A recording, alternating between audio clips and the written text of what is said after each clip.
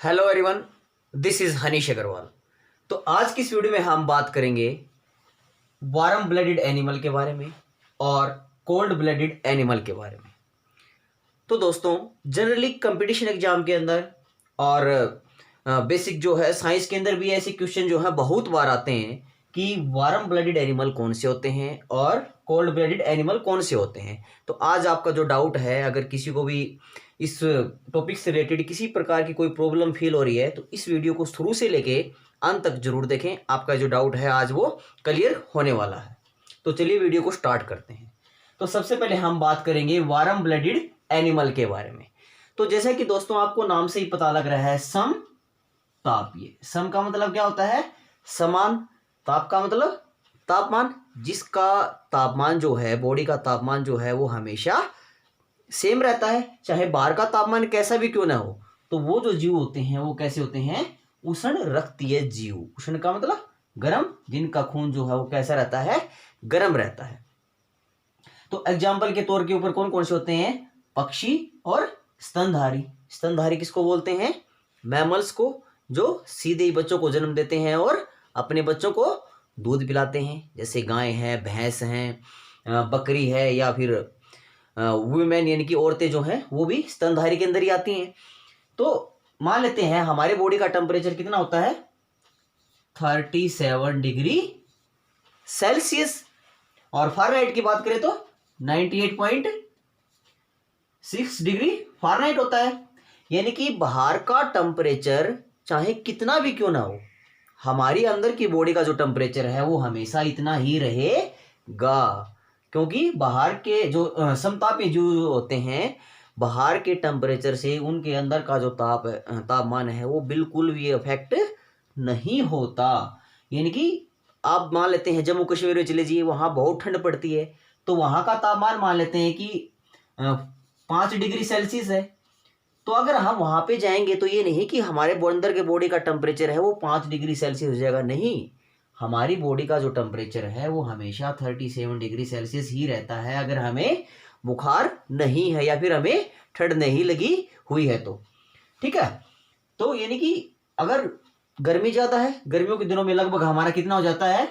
48 degree Celsius के आसपास या इससे ज़्यादा।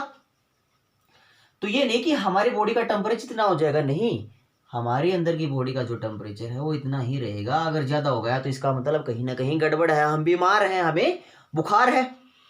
तो याद रखना कि वार्म ब्लडेड एनिमल जो होते हैं उनकी बॉडी का जो टेम्परेचर है वो हमेशा समान ही रहता है, वो चाहे पक्षी हो चाहे वो मैमल्स हो, यानी कि स्तनधारी। ठीक है। तो अब आगे हम बात करेंगे कोल्ड ब्लडेड एनिमल्स के बारे में। जैसा कि आपको हिंदी में नाम से पता लग रहा है, विषम तापीय, यानी कि उनका जो टेम्परेचर है बॉडी का वो विषम रहता है, यानी कि एक समान नहीं रहता। उनके बॉडी का जो टेम्परेचर है वो बाहर के इन्वायरमेंट के ऊपर प्रभावित करेगा।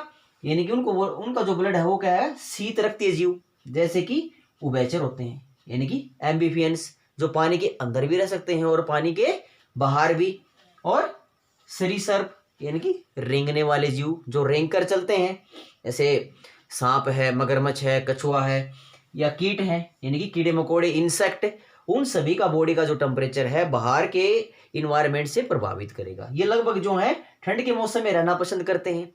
तो एग्जाम्पल के ऊपर हम सरीसृप का ले लेते हैं, यानी कि सांप का। आपने गर्मियों में देखा होगा कि जब भी बाहर निकलते हैं तो एकदम से जाके जो है बिल के अंदर घुस जाते हैं। क्यों?